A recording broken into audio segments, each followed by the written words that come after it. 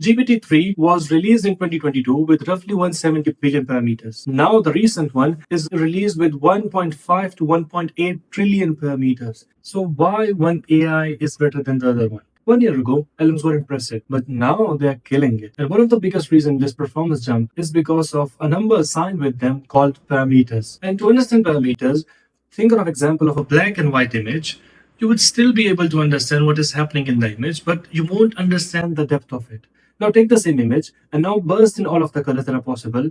Take 10 shades of red, 15 shades of blue. Now, if you see it, the understanding of that image would be much more clear. You would be able to understand what exactly is happening in the image. Similarly with LLMs as well. If you take a model with higher number of parameters, it will have much more depth to the exact same prompt. GPT-3 was released in 2022 with roughly 170 billion parameters. Now the recent one, GPT 5.5, GPT 5.6, Opus 4.8 is roughly released with 1.5 to 1.8 trillion parameters. That's roughly a 10-time jump. That's why we see a performance gap as well. So higher the parameter number allows a model to capture much more depth, be much more consistent, understand much more perspective of a prompt or a question. That's why the recent models are much more accurate, much more precise.